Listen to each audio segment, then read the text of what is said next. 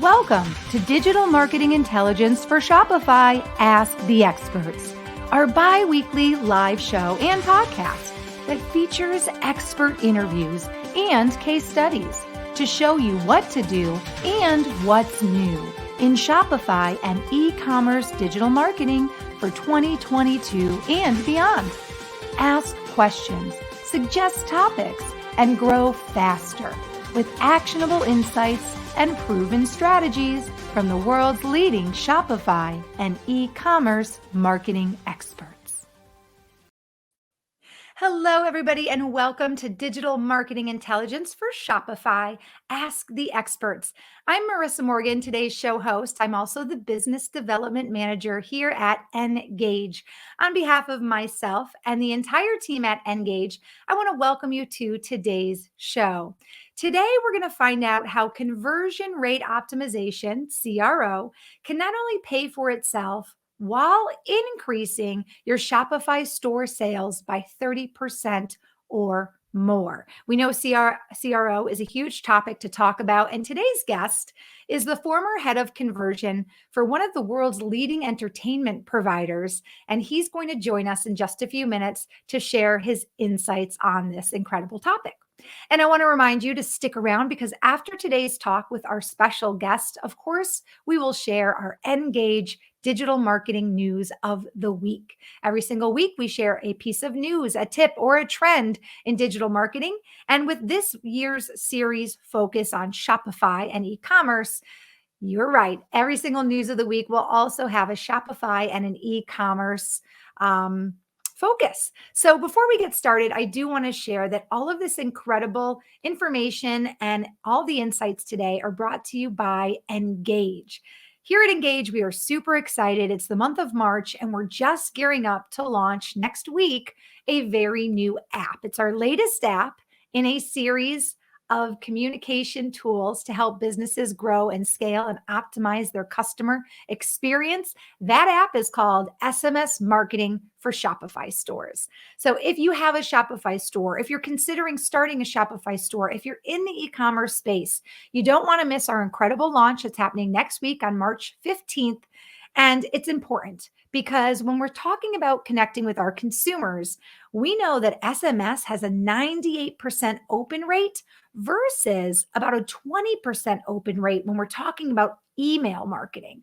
So what does that mean? That means if you use the SMS Marketing for Shopify app from Engage, it's going to be super easy for you to not only build your customer list, but also to increase sales, save time with automation, and of course, promote new products. And you can do all of this with a non-technical staff because our app is no code. It is no code support bots. So it's very easy to get up and running.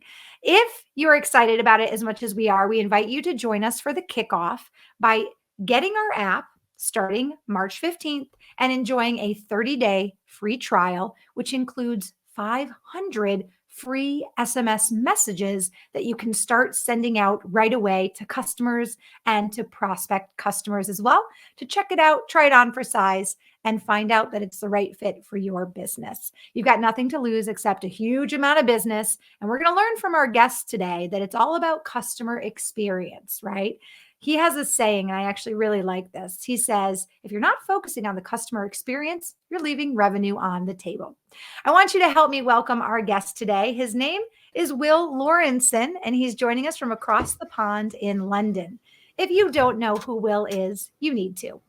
Will is a conversion optimization expert, also a customer marketing consultant who helps brands sell more products without resorting to discounting through conversion rate optimization and marketing automation. Those are two of our favorite subjects, by the way, Will. We love automation here at Engage.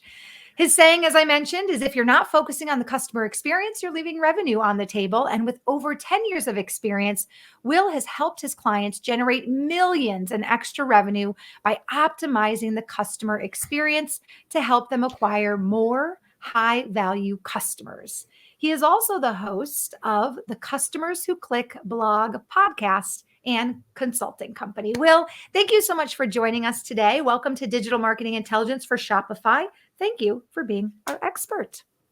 Hi, thank you for having me.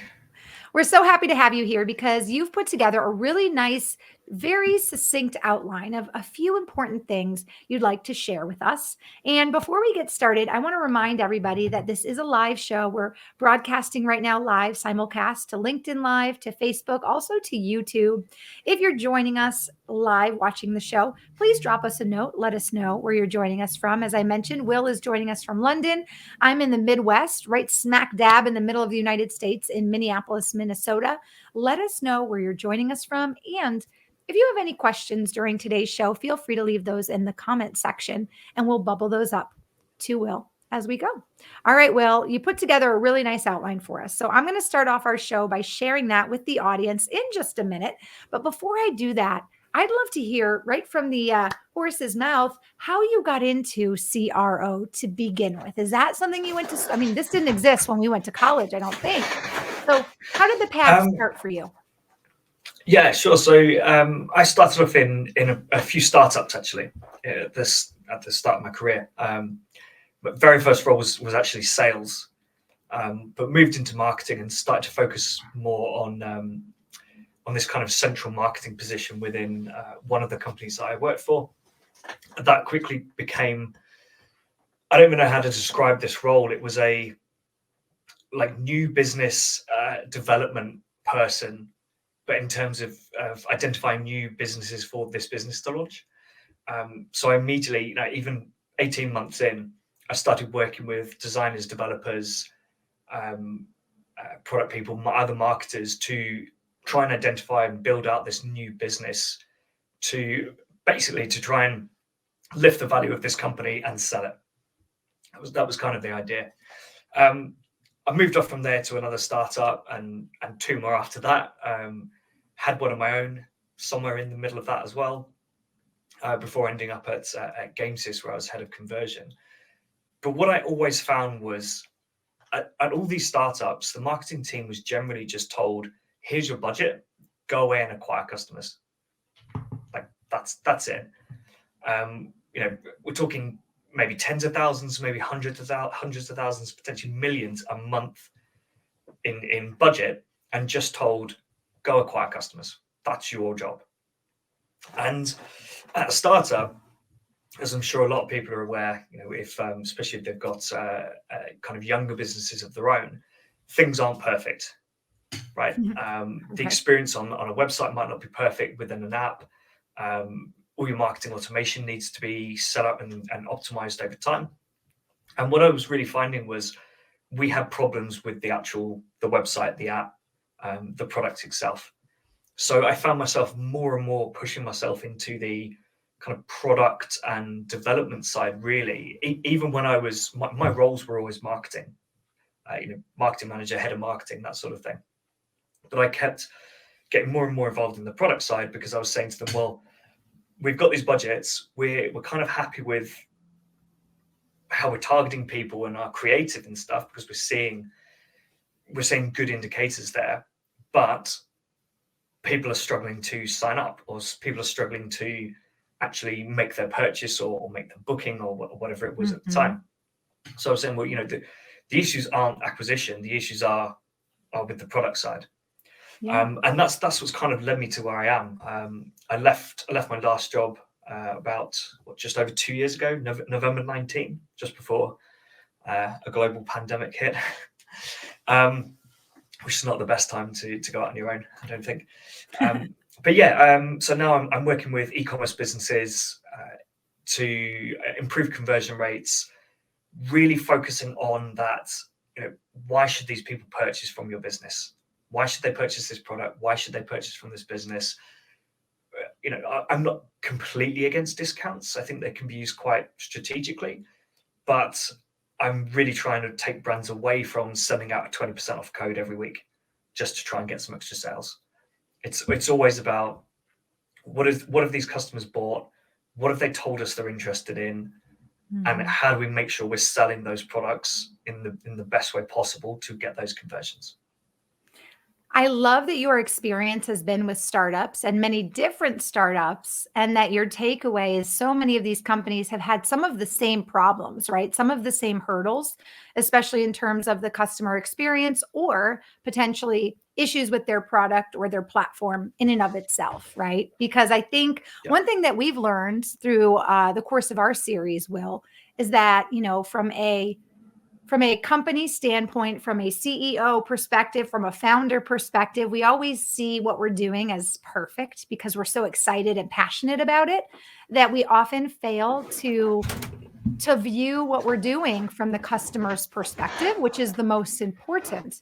So I'm excited to hear some of the insights you're going to share today. And I like the idea that you're going to focus on how to increase sales without discounts, because even from a customer perspective, there's a few companies I've been, considering doing business with lately, Will. The minute I'm on the website, I'm getting a coupon code. The minute I leave Mhm. something in the basket, I'm getting a coupon code. The minute I, go a week without purchasing, it's, oh, here's another 20. And I understand and I get it. Um, but at the same time, too, I think, you almost get to a point, and some businesses are, where there's like just a saturation of these codes and these discounts where customers Yeah. are smarter than we think they are. They are very smart. And we say, okay, well, I'm not going to purchase unless I get a discount. Why would I ever pay full price? I know this company sends a discount every single week. I'll wait till Thursday. They send an email every Thursday or every Friday. So I think this will be really good because, we all want, especially if we are a startup, we all want people to try our product. We want people to have a good experience. We want them to become a loyal repeat customer. And yes, discounts are a great way, obviously, to get somebody in the door to get your product in their hand. But we have to, I think you're right, kind of leverage that and strike a happy balance there. Wouldn't you agree? Yeah. I mean, even my mum about 3 months ago realized that if she left something in a basket, she'd get an email from that company a little bit later. So Right. now it's really reached that point where, it's too many brands are doing it. And it's now a known thing. It's really a known thing. We're just like the hamsters, right? We've all been trained, right, with the way Yeah. e-commerce is going. We know, leave it in a basket, we're going to get a coupon code, or just look at it, and then they're going to email us, say, oh, I saw you checking this out. Hey, it's 20% off today. So Yeah. we all know I mean, we're being conditioned. obviously, this is the work I do, so I'm a little bit more into it. But quite often now, if I go to a website and I don't get a pop-up, I will open that website in Incognito just to check it and make sure that I didn't visit this website a few days ago, forgot about it, and I actually ignored the pop-up then. So I will open it up in Incognito to see if that discount's actually going to pop up.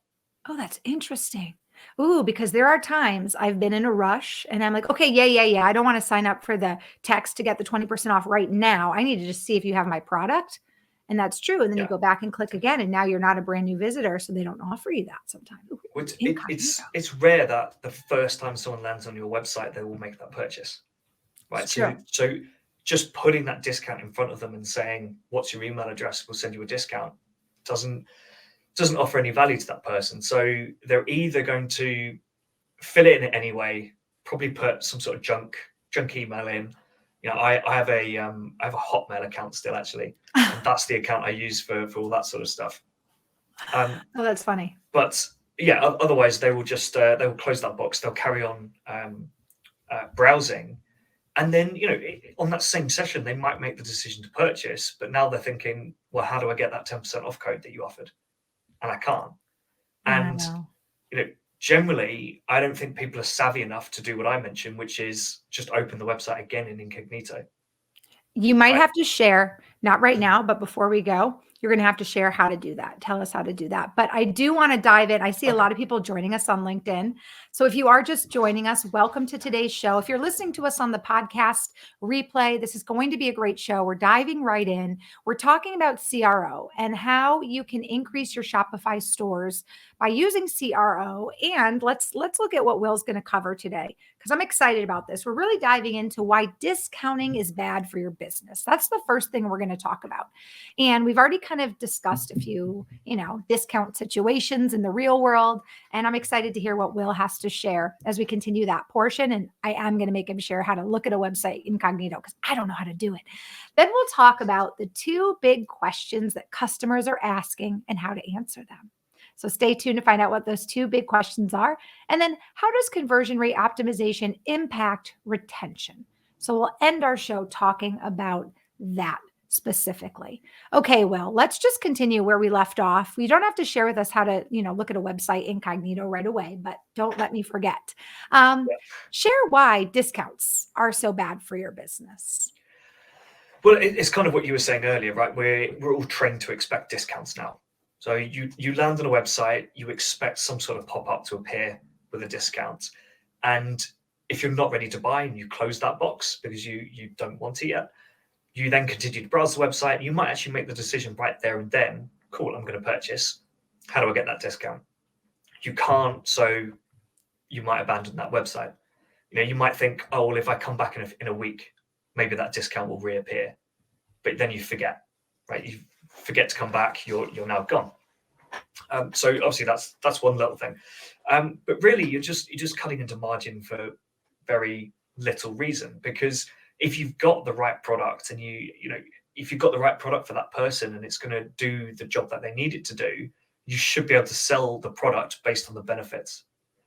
Right. So I run exit intent surveys on every client's website. I'm sorry, what was that? You run what? Exit intent surveys. So when someone goes to leave the website, there'll be a little pop-up appears which says something like, what is the number one reason you didn't complete your purchase today? Ooh. So depending on what page we do it on, most of the time it's on the lines of, why didn't you purchase today? Mm-hmm. And I've never seen price come up as anywhere near the top issue. Some people will say I'm skint, or I'm waiting for payday, or something like that. But price is never, I wouldn't say it's in the top 5 reasons that people haven't purchased. It is normally, fun enough, so actually quite often it's my discount code didn't work. Right, so the discount code that you're actually supplying them in order to try and get that conversion, which is going to knock down your AOV and damage your margins, that's not working for a lot of customers for whatever reason. That could be, you might have some terms and conditions on it, such as it's got to be used on full priced products. It might, for some reason, it might not work in certain browsers. I don't know. That pops up a fair bit. And then it's normally related to things like, it could be some questions about your product. What material is it? How does it work? Is it vegan friendly? That sort of thing. It could be, do you offer free shipping? Do you offer free returns? How do I contact you? That sort of thing. There's always something going on. There's always those questions that you've left unanswered on the website. And these people are browsing your website. They might have even said to themselves, I like this product, I want to buy it. But because they don't know your brand, because it's their first time looking at your website or first time buying from you, they don't see that free returns policy. And so they say, well, I'm not convinced that what happens if something goes wrong and I don't like this product, or it doesn't work, or whatever, what do I do then? If they can't see that policy which tells them what to do, then they're more likely to bounce. So what I'm hearing from you, and correct me if I'm wrong, I think I got this. Price has not been one of the big immediate deciding factors for somebody shopping online to not make the purchase. The really main key deciding factors have been more along the lines of maybe like fine print, the return policy, or something related to customer service. What about the offerings as well? Just, you don't have the product I need, or you don't have the color or the size I want. I would think that would be a big, one as well, a big, friction point. Yeah. So obviously it depends what you're selling, right? I actually work with a retailer at the moment, a footwear retailer. And you will get some people who, they know exactly what they want. They've come to buy this one pair of shoes. If you don't have it in the size or the color that they want, they're going to go elsewhere. right? Because they know they can go to the brand's website, the brand's own website. They can go to probably a dozen different footwear retailers and find this product. But there are a lot of people who will say, I saw this shoe on Instagram, or I saw someone wearing it. I liked it, so I wanted to buy it. So I Googled it. I opened up, and this is what they're literally saying to me. I did these customer interviews not too long ago. I opened up 5 different tabs and ended up buying from this business. Price is important when it's in retail, because if the product you're selling is 10% more expensive than on a different website, you're going to reach that point where your price is quite a bit higher and people don't see the benefit of that. But if you're the website that comes across as, if I've got a problem with this product, I can send it back. I'm not going to have a problem. I can see that it's really easy to contact you, right? So that obviously links into that returns policy. If you say to me you've got a 100 days return policy, but there's no way of contacting you obvious on the website, I'm not going to purchase, because that 100-day policy is meaningless if there's no way of actually activating it. So again, that goes right into your big saying, if you're not focusing on the customer experience, you're leaving revenue on the table. And I do think you're right. Yeah. Customers, shoppers, consumers, we want to always feel like there's support behind whatever retail product we're purchasing. And that support could come in so many different ways. It could be exactly like you said, a very easy contact information page, so we know where we're going if there is a problem. There is the return policy as well. I do think too, when it comes to price, there are ways that I think some businesses try to stay in the kind of profit margin game, or the competitive game, where they'll maybe offer maybe a lower price than their competitors by just a couple dollars. And then when you actually get into the checkout process, you sometimes find out that they've kind of upped their shipping costs. I've seen that happen a few times. Oh, I can get this for $30 here, free shipping, or I can get this for $25 here, and then I get to shipping, and shipping $7. You know what I mean? So yeah, I definitely have seen that as well, which could be why someone abandons. It's not really for price, but it's for the logistics, I guess. Yeah, I mean, very often an unexpected shipping fee will put people off. Right? People don't like paying for shipping. They would rather spend more money on the website and then complete that purchase for free shipping. But if you get through to the checkout stage, and that's when you say, oh, well, actually shipping is generally here it would be, I don't know, $3.99 or something. But I think in the States it can be like $10-15, can't it? Yeah, it can, especially if you need something in a rush as well. Yeah. That expedited shipping always comes into play. I would say $8.99 might be pretty standard if you have to pay for shipping. Maybe $8 to $10. Yeah. Yeah, so that's probably, I don't know, like £6, which would be expensive here.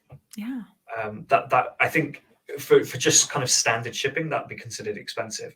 So if I saw, if I got through to the checkout and suddenly it said $5.99, I'm thinking, like, how much do I want this? Am I willing to pay that $5.99? Am I going to go back to the website and try and browse for some other products? Right? If you're lucky and I have noticed something else, I might go back. If you're unlucky, I'm going to say, well, actually, let me think about this, or I'll come back to it. But it's something that's definitely going to kind of put me off, and it's we know that it puts off a lot of customers. So, I'm definitely not saying just offer free shipping to everyone. Right? That's not the solution. But be really upfront with it. Make everything clear going, from the outset. I remember seeing on Twitter, someone had mentioned he runs a really small candle business, and he mentioned that he changed the text on the delivery to say, I think it was something like a reasonable shipping fee, £2.50 or something like that. And he found that conversion rate went up with that. Because even though he was charging shipping, he was kind of saying, well, it's a reasonable fee, right? £2.50 is not a lot to spend to get this shipped to you.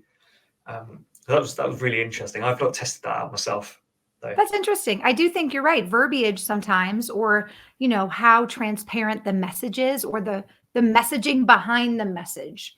If you're a small, let's say you're an Etsy style, one woman crafting, business, and you're shipping things out of your garage, you're doing the labels with one of those shipping programs, but I mean, you are paying for shipping and you're doing everything yourself. Makes sense to say, hey, I'm a single mom startup business, reasonable shipping, exactly $3 or something. I think it's interesting because people can also hear what you're saying, and that can help their kind of help how they perceive your brand. You know what I mean? You can really use some of this as ways to show who your brand is. And if you're a one-woman shop, you make everything by hand, someone is more likely to pay for shipping versus if I am in a factory of 400 employees and this is a multi-million-dollar company that does hundreds and billions of dollars a year. Really, you can't afford to send me a keychain? I ordered a keychain. You're going to charge me $8 to send me a keychain? It doesn't make sense, and it seems greedy, right, from the consumer standpoint. I mean, we have a retailer here called ASOS. Oh, I love ASOS. Yes. Yeah. Okay. So really well known for the fact that it's got I don't know if it's free shipping on everything, but it's free returns. Free return shipping, free return shipping, and free returns. Yeah. And I have a feeling they got free shipping, or it's a very low threshold. But basically, they became known as you just order loads of stuff and you just send back what you don't want because it doesn't cost you anything. And I think that became a bit of a problem for them. I'm pretty sure it's ASOS, but I read that someone senior in it, again, can't remember the job title, said their return rate was something like 40%, which is just huge. And it's all cost that they're having to deal with. And it's not just, easier for a smaller business, right? But a bigger business, that's not just the cost of having to pay for the shipping to return. You've then got to pay for someone to restock or, restock the shelf, or say, well, this person's worn this product, so actually we've got to send it to the outlet, or whatever. There are other costs involved in doing that. Very true. Very true. I'm actually experiencing this right now. I'm getting married in a few months, and I have got things I need to buy.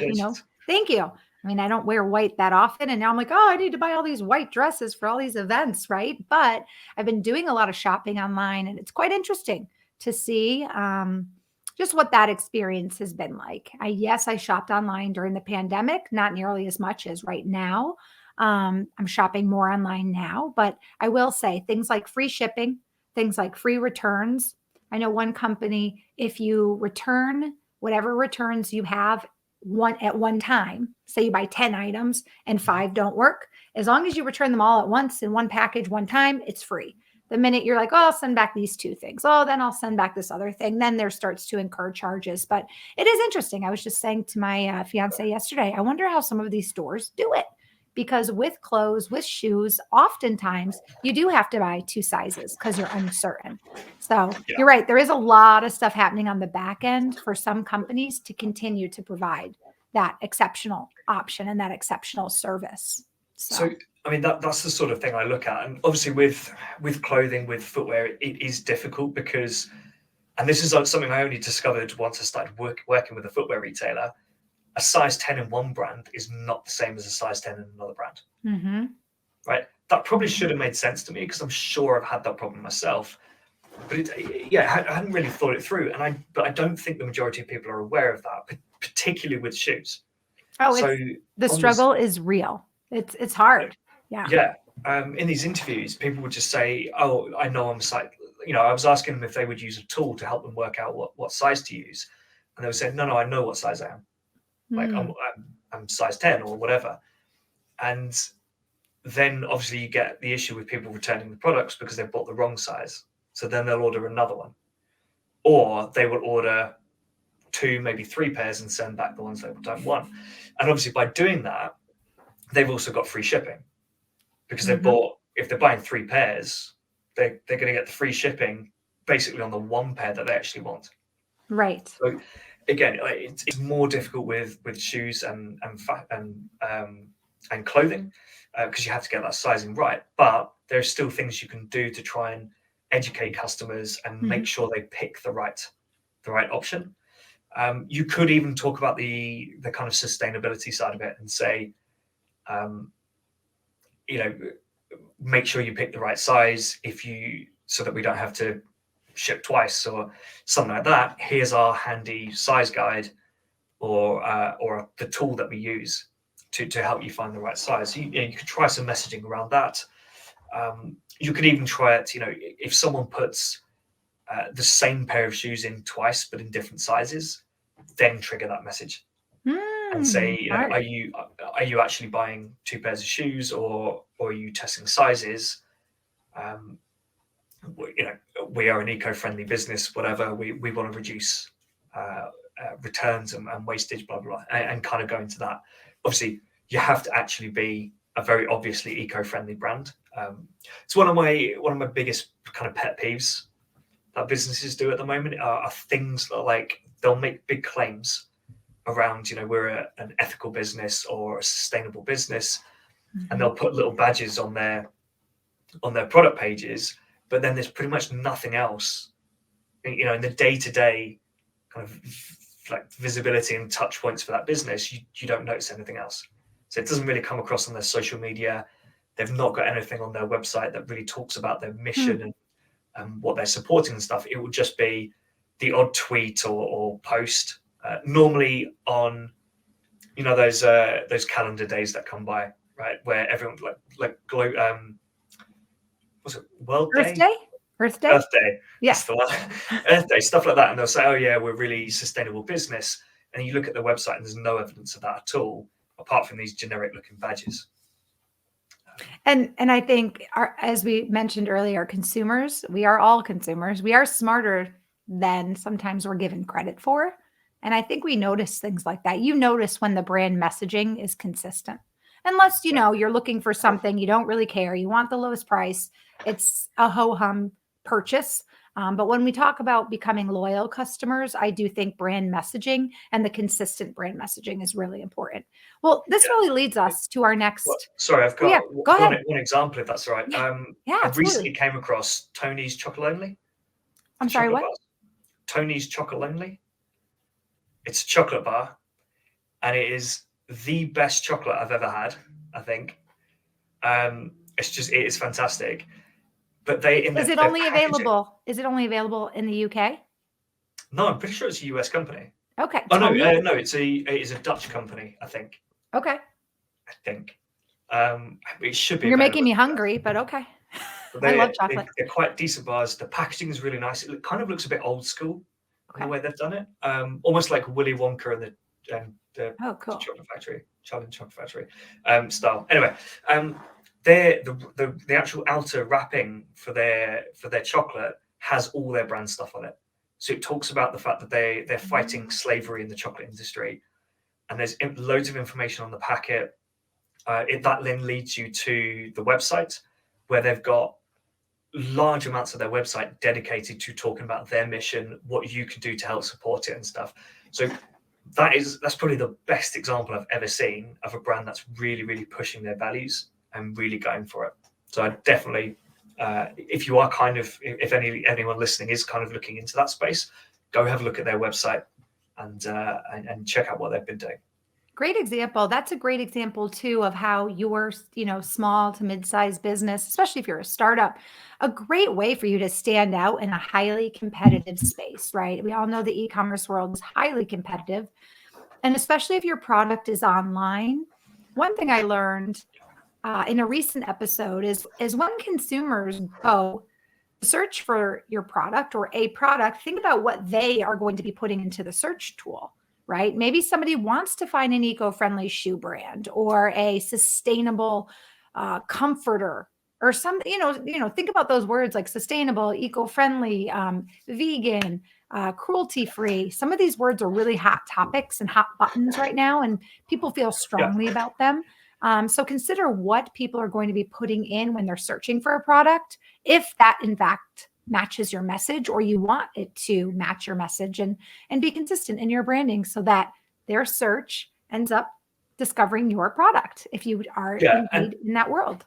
You can see that in your analytics as well, right? You can see what people are searching for. So if like a lot of websites out there, you've not put any thought into your search, which a lot of brands don't, The analytics should be there, so you can see what people are searching for. You can start to optimize for those searches and make sure you're showing results, but also just generally enhance that search experience. There's so many better ways of doing it than just waiting for that person to type in their query, hitting enter, and then displaying a page of potentially no results. Absolutely.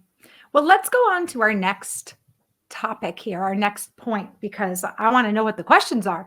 The two big questions customers are asking and how to answer them. What are the two big questions customers are asking, Will? So it's very basic. Is this the right product for me? So is it going to do that job for me? Is it going to deal with that pain point that I've got? Is it going to do that task or complete that job for me? And is this the right business to buy that product from? And if you can answer both of those questions, then you're going to be well on the way to getting those conversions. But you have to answer both of them, right? So you can be so convincing about that product. You can give me all the images which show every little aspect I would want to see. Explain all the benefits.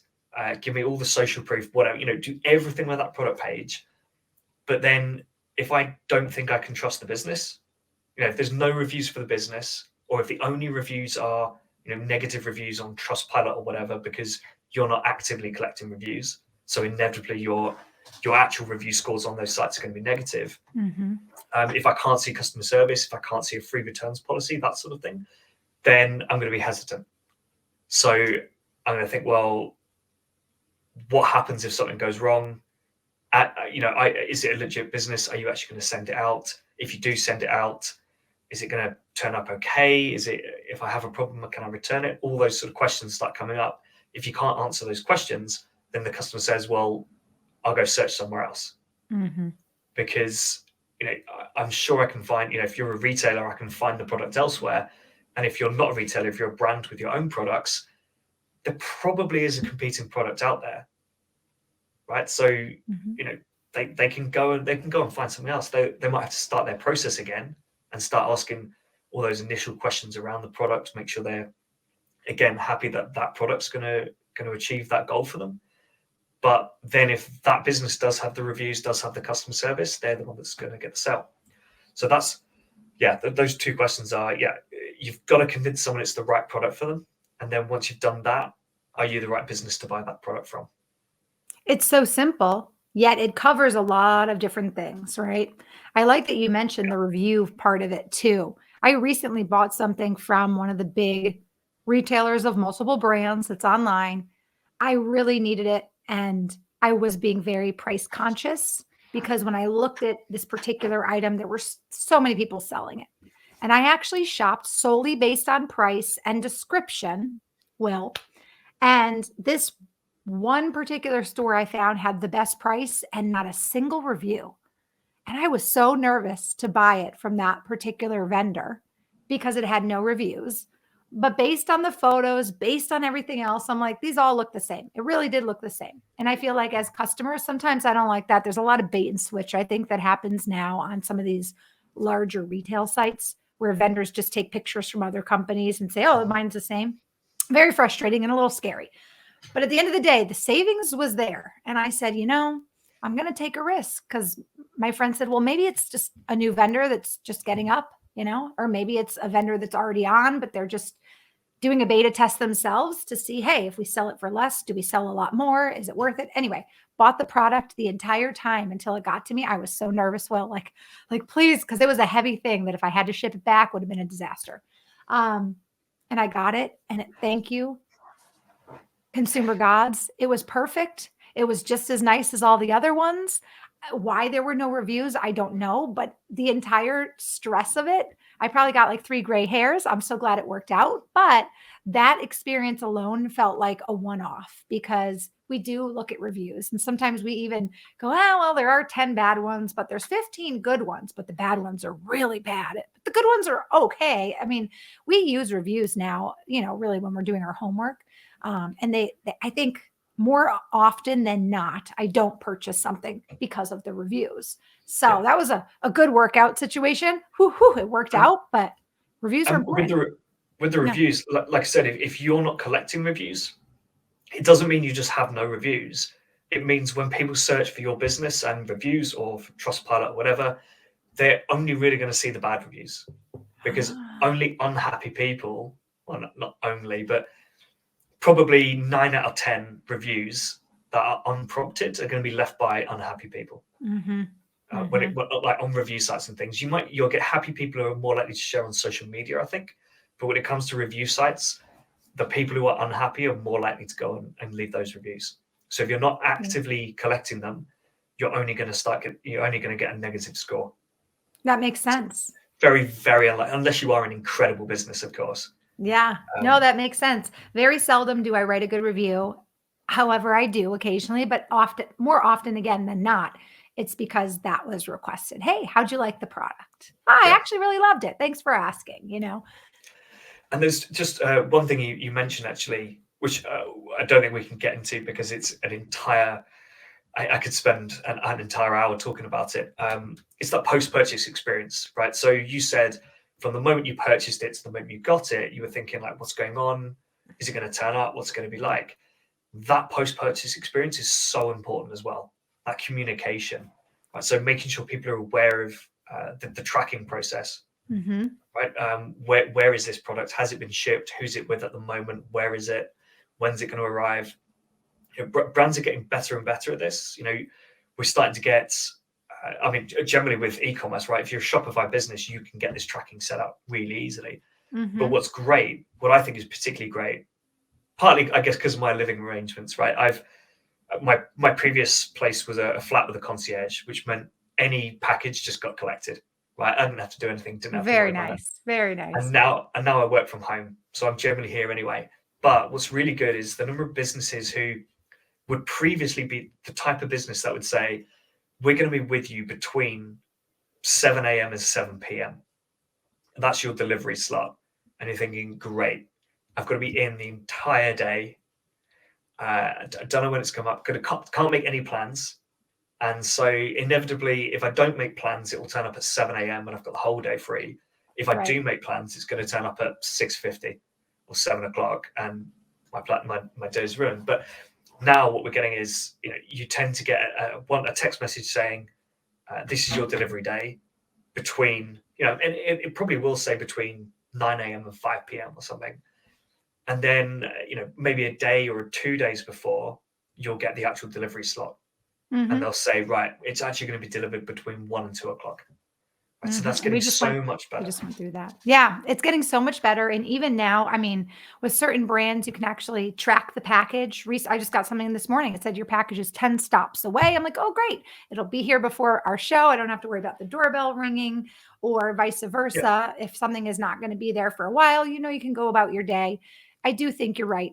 No, understanding that a customer wants their product, wants it obviously as fast as they can, but they want it safely in one piece, not damaged, but they also want it in a way that doesn't disrupt their day-to-day life. No one wants to sit home and wait for a package. And yeah, sometimes you have to sign for something. Yes, sometimes a delivery man has to come inside and put it together, etc. But we all want to be able to do that with ease and really at our own convenience. Convenience is a And huge part of why we shop online. it is really difficult though, as a business, obviously, like logistically. Here we've got Prime Now, which is Amazon Prime Now, which is you get it on the same day, and you can book it might even be an hour slot, Oh, an wow. hour or 2 hour slot, I can't remember. And we are getting some other businesses that are opening up, which are doing similar things, right? So they are courier services, which specialize in saying, you can offer your customers delivery within a certain slot. And they're even allowing you to say things like, well, it's free delivery if you order it, just standard delivery. Then it's going to be $3.99 if you want to say, I want it on this day in the morning. And then it'll be $12.99 if you say, I want it in this hour slot. So you're still giving the customer you're giving the customer that flexibility, that free option, but you're also saying, well, if you decide you want it urgently and at a very specific slot, you can pay the money, you can get it, and some people will. But it's still, it's not. It doesn't get seen as, well, your shipping's really expensive, you're charging loads. It gets seen as, all right, you've got the flexibility. If I'm the one who wants it urgently, then I'm going to have to pay for it.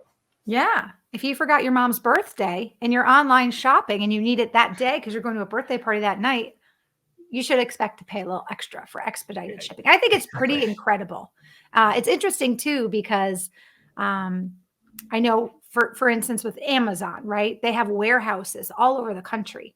So it is interesting too, because they can offer certain options for certain products, and then some get shipped directly from the company. So it's just interesting too, how they've managed to really logistically work with so many different companies, vendors, warehousing situations, and obviously with all their different transportation. It's just very interesting. It's quite fascinating, the web that many of these companies have created, the logistics web that allows them to cater to so many different needs and locations and timelines. It's impressive. Yeah. Well, let's end our talk with conversion rate optimization. We have just a few minutes. Let's talk about how conversion rate optimization can impact retention. Share with us a little bit about your experience and your insights with obviously using CRO. That's really your niche and your specialty, with some of your clients. Yeah. So it kind of ties into what we've been talking about before, a little bit about the discounting, right? If you discount, then generally you see lifetime values decrease. We see customer churn rates increase, right? People are less likely to stay with you long term, the more they've been receiving discounts. And obviously lifetime value goes down because while they might still be spending money, if they're getting 40% off every purchase, their lifetime value is obviously going to be a lot lower. And eventually those people are the sort of people who are going to say, I'm not going to come purchase from you unless I get a discount. Right? I know you send out a discount every week, every month, whatever. So I'm quite happy to wait for that, even if I need this product. And actually, potentially what might happen is they say, I do need this product, but you've not got a discount, so I'm going to go somewhere else and buy it. Or they come across it and it's, $5 cheaper on the other website. And so they say, well, I'll buy it from there because I know that it should be $25 cheaper on your website, but you haven't got the discount up. And then really what we're talking about, again, it's going back to that, is this the right product and is this the right business? Mm-hmm. And if you can answer all those questions and get that conversion for the right reason, because people are really convinced about that purchase, then they're going to be more likely to come back. Still assuming that your product is good, right? You still have to get the entire journey right. Your product has to be good. It has to do the job. The delivery experience needs to be good. But generally speaking, like if you can answer those two questions, you're much more likely to get retention. And the three areas I focus on for that are usability. So that's usability of the website, right? So at a very basic level, does your website work? Right? That should be something that every business is getting right. But actually, what I tend to find is on a certain device, on a certain screen size, the contact us, the live chat button will be sat on top of the call to action, the add to cart button, something like that. So on a certain device, no one is able to actually add your product to cart. Right, so that's kind of what I mean by usability. And then the more important side, well, maybe not more important side, but kind of more powerful side, I think, is the kind of discoverability side of it. So does the website help me find the products I'm looking for? And this includes, even if I've landed on a product, right? So if you've shown me a Facebook ad or have clicked on a PPC ad, if I land on that product and I've decided, actually, no, there's something wrong with this, going back to the shoe example, if this shoe is if the shoe size I need is out of stock, does the website prompt me in some way to go find an alternative? Or does it just let me abandon the website? And that could be by saying, do you want to be emailed when this product is back in stock? Or it could be some sort of interactive way of saying, sorry, this size is out of stock. Here are some products that we recommend. Mm-hmm. Or here are similar products that customers buy. Or One thing I actually want to test with my retailer is here are some expert picks, right? So here are some that are us. Here are some alternatives that our staff love, and see how people respond to that. But yeah, it's that discoverability piece. It's, does the website help me find what I'm looking for, or does it just kind of say, we've got some navigation, we've got a search function, you can have a go at it.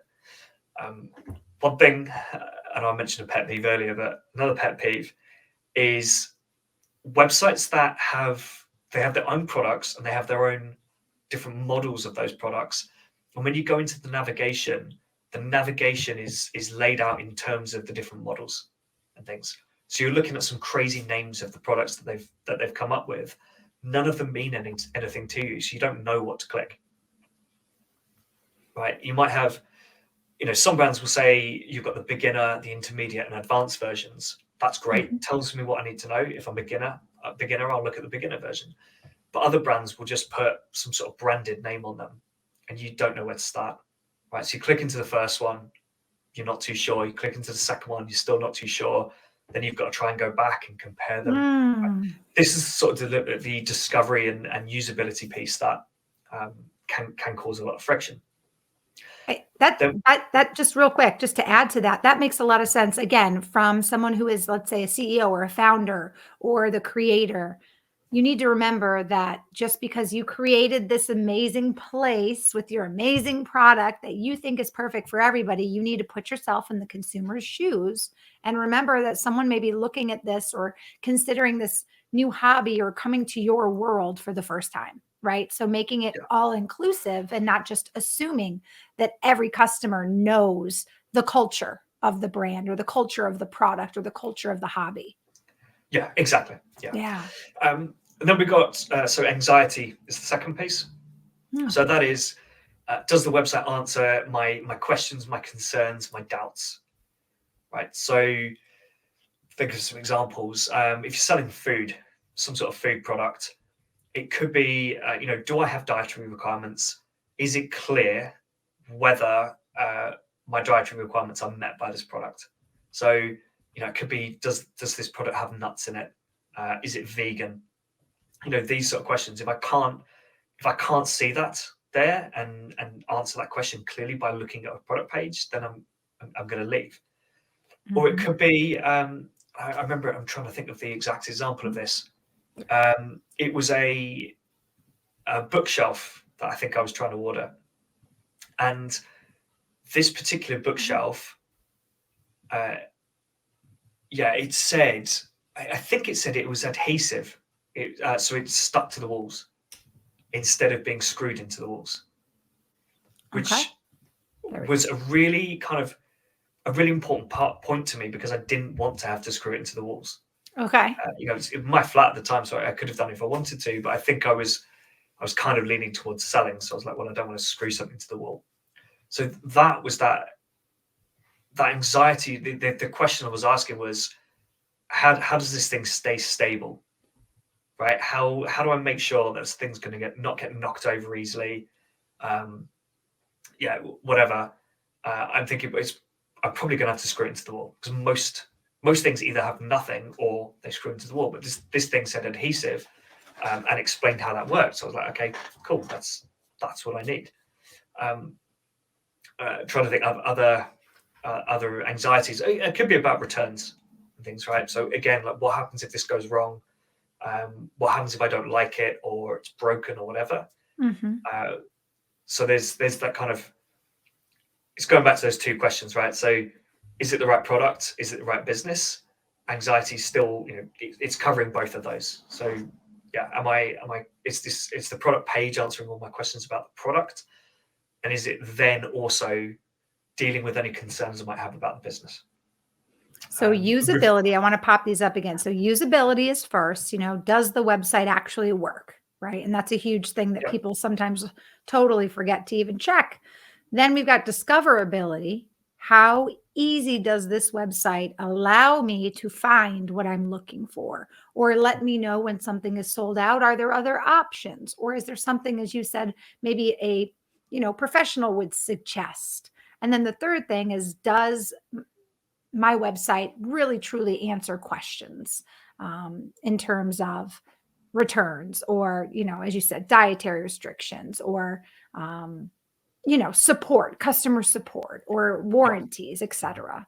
Those are three basic things, but it makes a lot of sense because I think for the most part too, with the boom of the internet, with the boom of more businesses being online, we have so many tools as consumers and so many opportunities to compare companies via their websites that you want your website to be, here. And you want your consumers to be down here. You don't want it to be the other way around because especially in this e-commerce Shopify world, you only get one chance to make a first impression because it's so easy for someone to click to the next one. They don't have to get in their car. They don't have to drive to another strip mall or store. All they have to do is literally click, and then they never have to look at your stuff again. It's pretty incredible. Yeah. Well, that's why the actual last one is the most important, which is motivation. Okay. Right. So, and obviously it doesn't. It's not really checking checkbox 1, checkbox 2, checkbox 3. These are just different areas, but the most powerful one is the motivation. Right. If I'm looking at this product, am I thinking, yes, I can see how this is going to make a difference to my life. I can see that the benefit that it's going to give me. I can see where I'm going to be in 6 months' time if I buy this product and start using it. Mm-hmm. That's the most powerful thing. The easiest examples to think of are diet products, nutrition products, fitness and exercise things, because there it's really easy to show the before and after. Mm-hmm. Right. So if you can show people and really give people an impression of how their life's going to be better, then that's the thing which really makes them buy it. Because going back to anxiety, right? Anxiety is obviously really powerful. But if I look at this product and say, if I'm vegan, for example, I look at this product and I say, okay, cool, it says it's vegan, but I don't feel like it's going to be tasty, if I don't feel like I'm going to enjoy this product and enjoy the flavors, then it doesn't matter that it's vegan. It doesn't matter you've got free returns, because I'm looking at this thing thinking, nah, I don't really care. I don't think I'm going to like it. Exactly. So you've got to work on that motivation. And in retail, that's a little bit more difficult because your products are the same as everyone else's. So you're a little bit more constrained by what you can do, but you can still go out and shoot your own photography and stuff. But if you've got your own products and your own brand, there's so much more opportunity to focus on that and really explain why your product is so much better than the alternatives that might be out there. Well, honestly, I feel like we're just scratching the tip of the iceberg. We have shared so much today in such a short time. And unfortunately, we are out of time, Will. So I do want to share with our audience our Engage News of the Week and have you share any thoughts you might have on that. And then also share with our audience how they can connect with you after today's show, if that works for you. Cool. There's just the one thing you wanted to know about Incognito. Yeah. Oh, see, I'm so glad you reminded me. Yeah. How do you search a website incognito mode? I can only speak to the browsers that I know. Yeah. If you're on Chrome, okay. If you use the Chrome browser, literally the top right corner, I think there's 3 dots in the top right. I think it's 3 dots. Yes, it says update, and then there's 3 dots. Yeah. So if you click the 3 dots, it should say I think new tab, new window, and new incognito window. New incognito window. I see it. Yeah. And then if you're on a phone, I don't know how to explain to do it. I just know it kind of, it's like muscle memory now. But you can just switch your browser type. So if you're on Safari on an iPhone, for example, I think it's where it says how many tabs you've got open. You just tap that, and it will say go private mode. It's on the mobile. Interesting. And I see Lexi is joining us. She's watching on Facebook, and she gave us a thumbs up for today's show. Thanks for joining us again today, Lexi. If you're wondering what we're talking about, or if you just joined the show a little bit late on LinkedIn, we're talking about the option and the ability to search a website incognito, because sometimes we know that e-commerce businesses will offer coupons and codes right when you've gotten to their website. And maybe you don't even know if you want to shop with them. You don't want to give them your email address or put your phone number in. So sometimes you'll dismiss those banners, you'll dismiss those coupons to say, hey, is this the right product for me? Is this the right company? As we learn, those are the two questions we always ask ourselves, which is so true, Will. But browsing Incognito at a later date, if you decide, oh, hey, I do want to shop from that company, I think they offered me an email code. That's a great way to go and search and get those email codes or whatever back. Also, So smart. not even as a consumer, as someone who runs a Shopify business, for example, go check in on your competitor websites. Right, open those sites in Incognito every time you go look at them, to just see what's different. Right? Now, by Incognito means that information is not shared with that company. Is that what that means? Yeah, it's kind of like a fresh browser. So it's as if, so, you'll find if you go to your email, for example, you'll be asked to log in. Like you're logged out of everything. Everything's cleared. Everything is from scratch. Yeah, it's as far as, I mean, this website can't tell who you are, basically. So they don't know that you're logged in. Right? You might have the other browser, your other tab open, but the Incognito window doesn't know that. So everything's kind of fresh, which means that, yeah, if they've got a Klaviyo pop-up, you will see that pop-up. Which means, yeah, if you check in on your competitors every month, you can see whether they change their offers, whether they change those promotions, the designs on that, and all that sort of thing. Not to say you should copy that, but it just gives you an insight into what they're doing. Gives you the inside scoop. I love it. I love learning new things, especially when it comes to e-commerce and Shopify and learning how digital marketing, things that we can, even as consumers, things we can do to have a competitive advantage in our shopping, right? So kind of goes both ways. Will, you are just a wealth of information. I'm so excited to share your contact information with our audience, share a little bit about customers who click in just a moment. But let's dive into our news of the week for just a moment before I let Will go and before I share his information with you. So every week we share what we call our Engage Digital Marketing News of the Week. And this week, TikTok shared a new report on how retail brands can convert their efforts on the social platform. And I want to share something here. So basically, TikTok has shared this kind of infinite loop idea.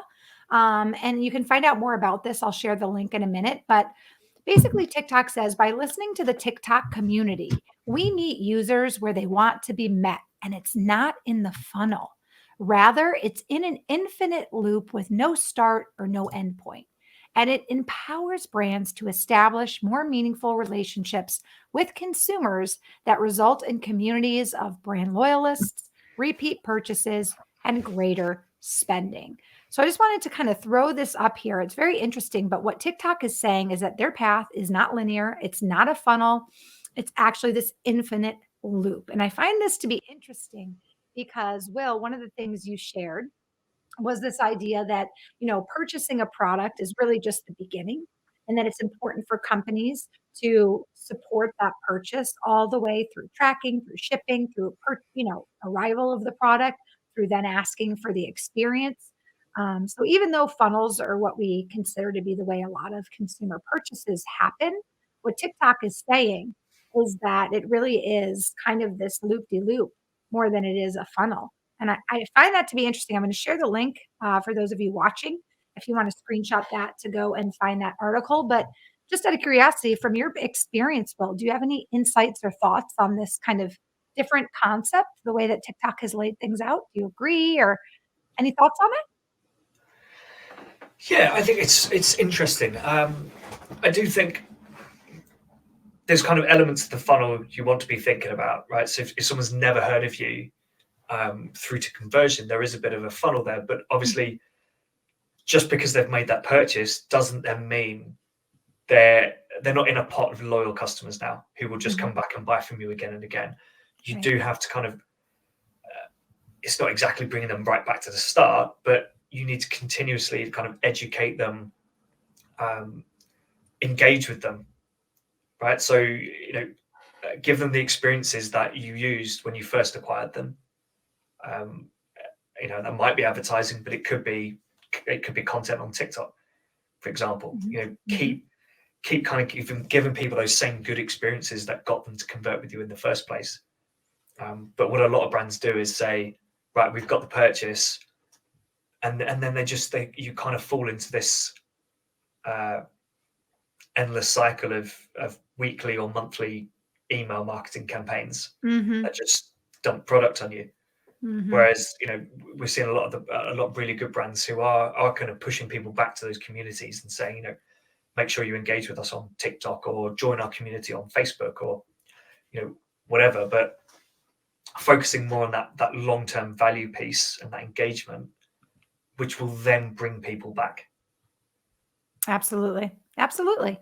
I agree. I agree so much. And I'm really excited for you, by the way. Speaking of engaging people and bringing them back, you're doing a lot right now with a podcast and really a blog. And it's who your company is. It's called Customers Who Click. Do you want to share with us before I, share your LinkedIn? Share with us what our audience can find at customerswhoclick.com.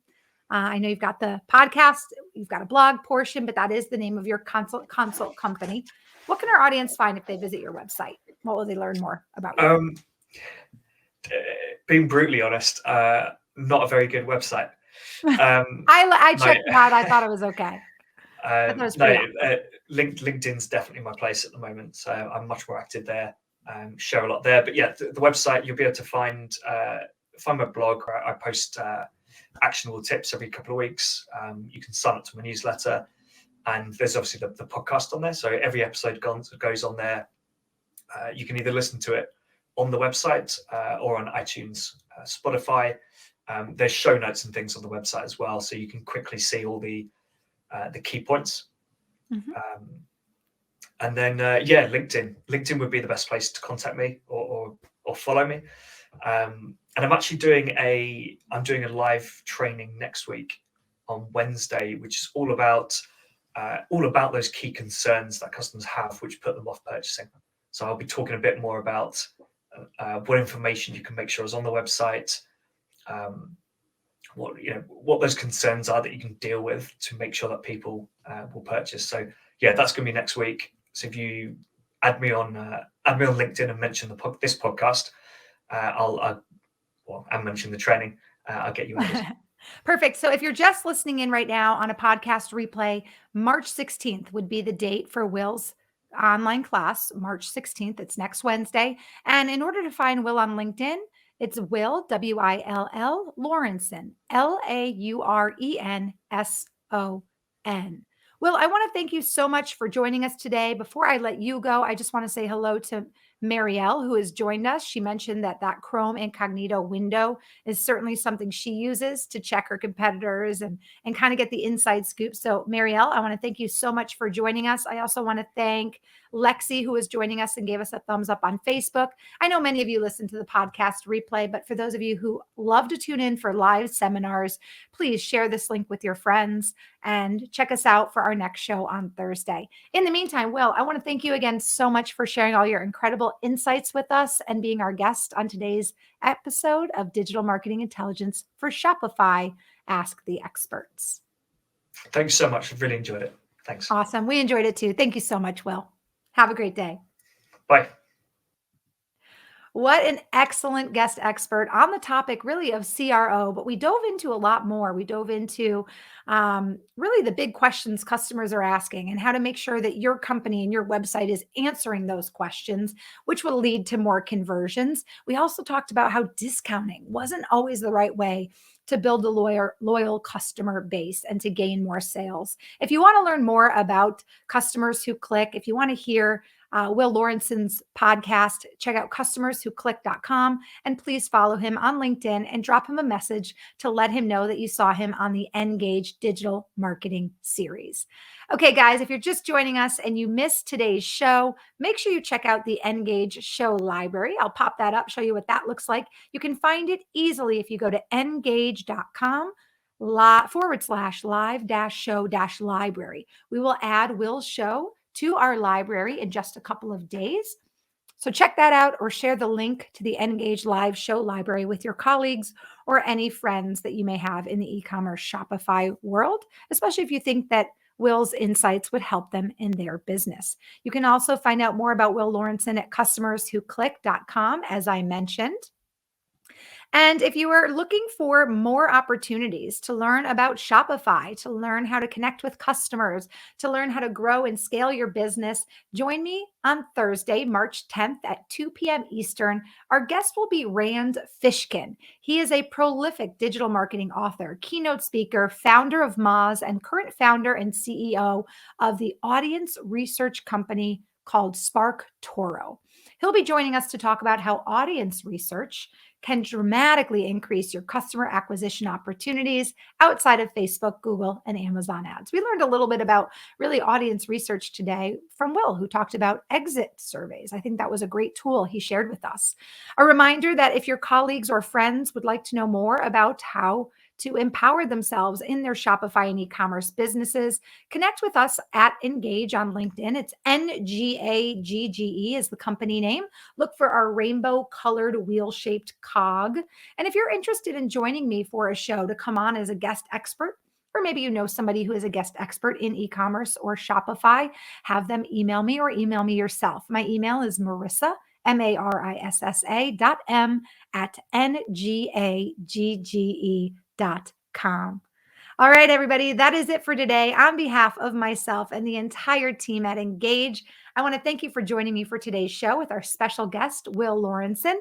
And I want to remind you to be tuned in because next week on March 15th, we are launching our first ever SMS marketing for Shopify app.